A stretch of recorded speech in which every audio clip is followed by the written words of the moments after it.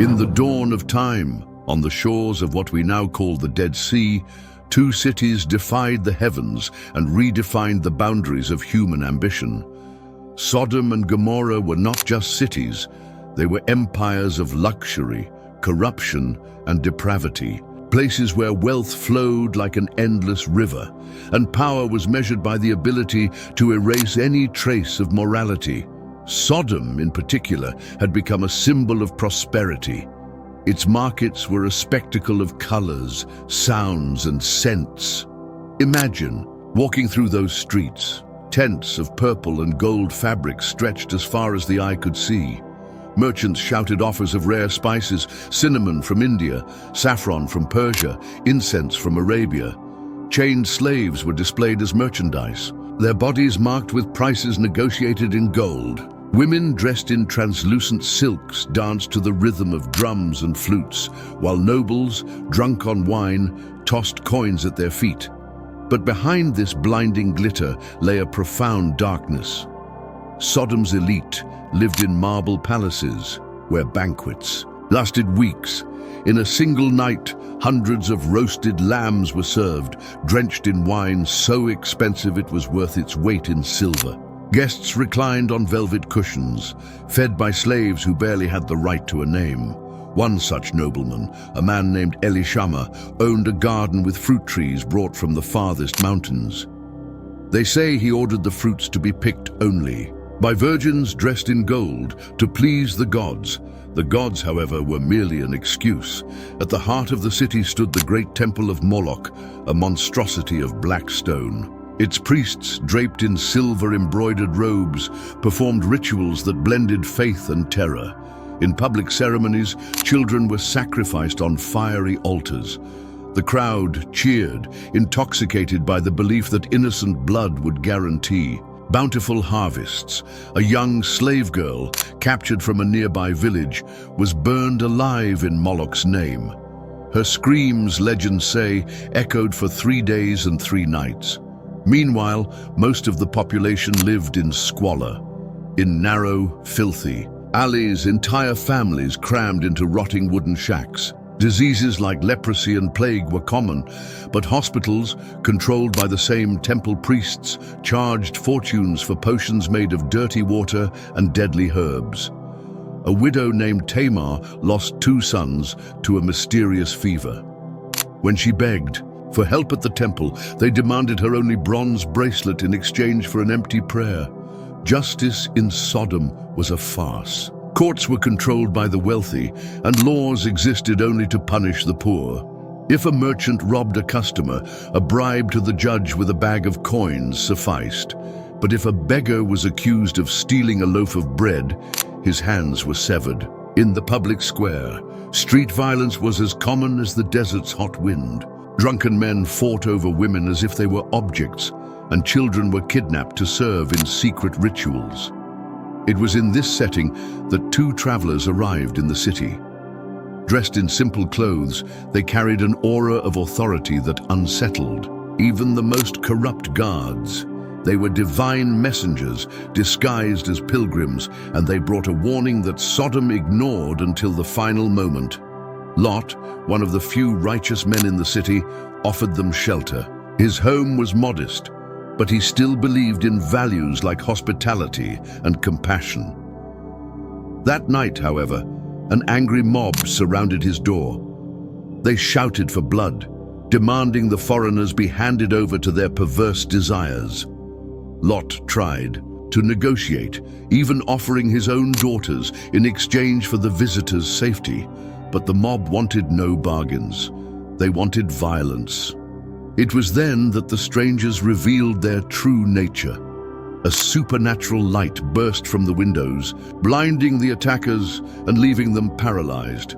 The messengers then gave Lot a direct order: flee, do not look back. The city will be destroyed at dawn. Lot and his family fled under a sky that darkened with every step. As they ran, they heard the first thunderclap. It was as if the heavens themselves were collapsing. A rain of fire and sulfur began to fall, turning temples, palaces, and homes into infernos. The air grew unbreathable, thick with ash and the stench of burning flesh.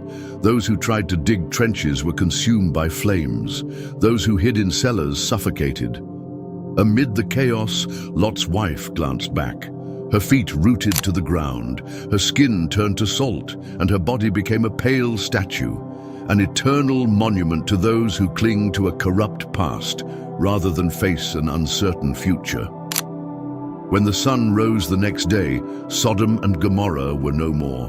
Where bustling streets and towering spires once stood, only a black, smoldering plain remained. The few survivors who dared approach reported that the silence was so heavy it seemed to crush the soul. Today, millennia later, the lessons of these cities still echo. They remind us that no society, however prosperous, can survive if it abandons compassion. That greed, when elevated to divinity, erodes even the strongest foundations. And that in the end, even the most arrogant empires are vulnerable to justice from above. The story of Sodom and Gomorrah is not just an ancient tale, it is a mirror.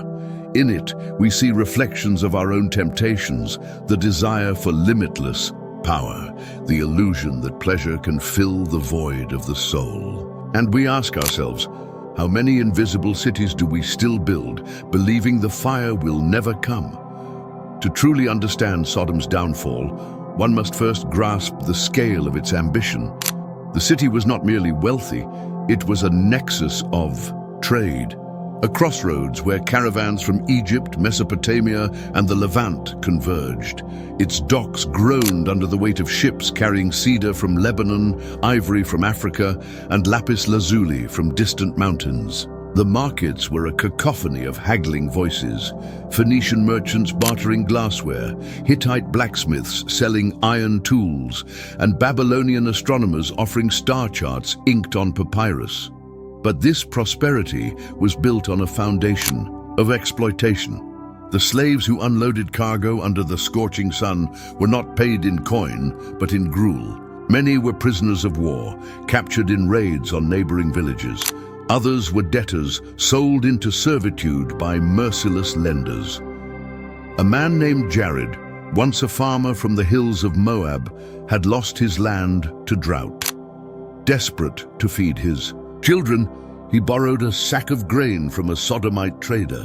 When he couldn't repay, his family was torn apart, his daughters sent to the temple, his sons to the quarries. Even the city's architecture reflected its moral decay. The outer walls, towering and impregnable, were adorned with reliefs of gods and kings. But inside, the streets narrowed into labyrinthine alleys where thieves lurked. Wealthy nobles rode in litters carried by slaves, their faces veiled to avoid the stench of the poor. Lady Ashura, wife of a merchant prince, famously ordered her litter's curtains to be soaked in rosewater. "The smell of poverty," she said, "is an offense to the gods." At the apex of Sodom's power stood High Priest Malak, a man whose name meant messenger, but whose actions betrayed a tyrant. Malak ruled the temple of Moloch with a blend of charisma and terror. His sermons drew thousands, their eyes wide as he proclaimed, "The gods demand sacrifice. Only blood can buy their favor." But Malak's true god was control. Behind closed doors, he met with Sodom's elite in a chamber hidden beneath the temple. There, nobles paid him in gold to ensure divine blessings for their ventures. A merchant, seeking to monopolize the spice trade, Malak would declare Moloch's favor upon him, a general accused of slaughtering civilians.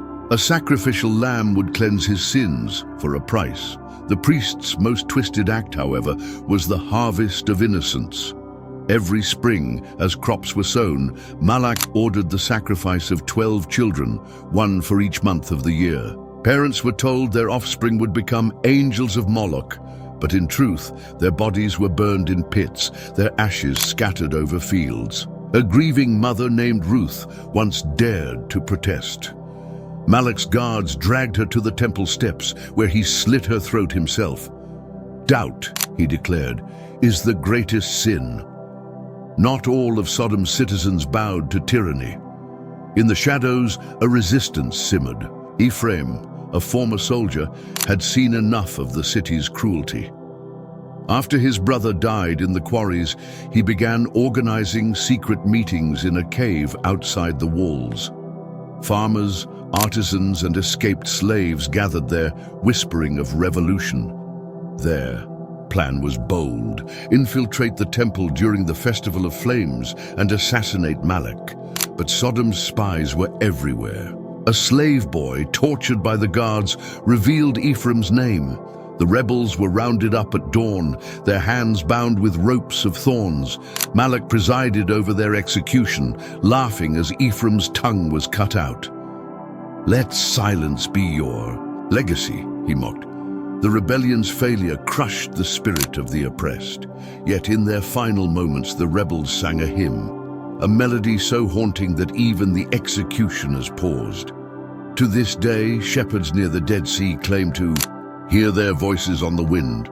The night the strangers arrived, Sodom was celebrating the Feast of Abundance, a debauched festival where wine flowed like rivers and fire dancers twirled in the streets. The two men went unnoticed at first, their cloaks dusty from travel.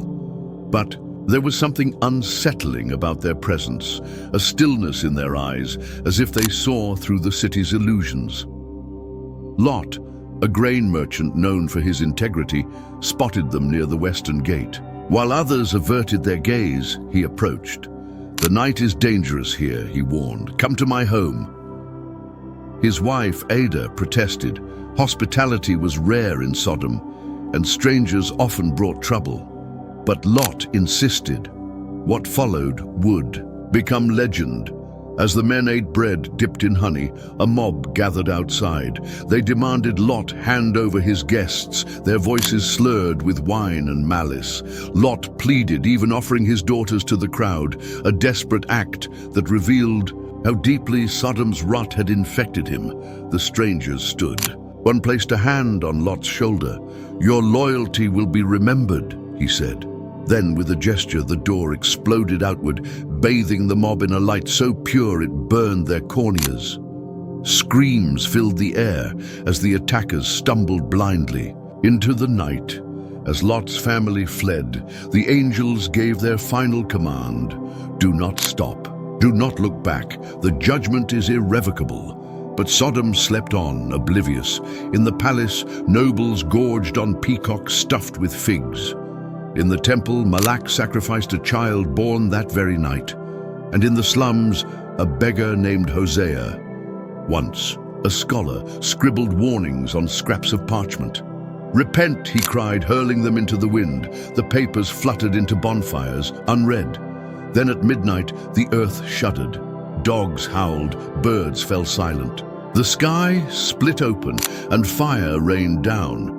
Not ordinary flames, but a liquid fire that clung to stone and flesh alike. The docks melted into the sea. The temple's black walls cracked like eggshells. Malak, trapped beneath a collapsed pillar, choked on smoke as his precious gold melted around him. Those who survived the initial onslaught ran blindly. A merchant clutched a sack of jewels, only to trip and sink into boiling mud. A priestess of Malak prayed as her skin blistered. And in the chaos, a single child, a girl named Leah, hidden in a cistern, wept for a mother who would never return. When the fires burned out, nothing remained but a wasteland.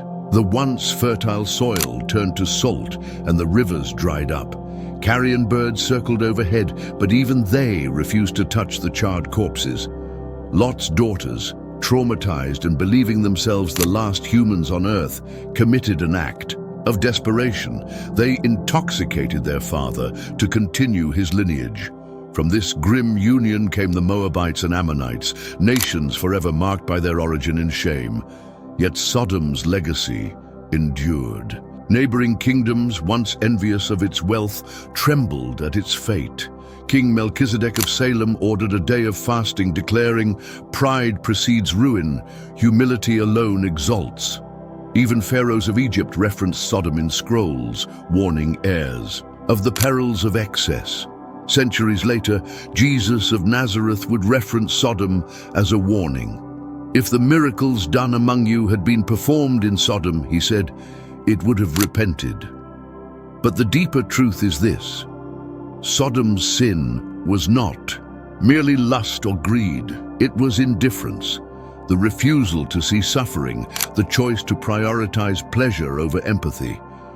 Today, as cities rise and fall, as empires chase power at any cost, Sodom's ashes whisper a question: what gods do we serve? Are we builders of temples to greed or guardians of compassion? The choice, as always, is ours.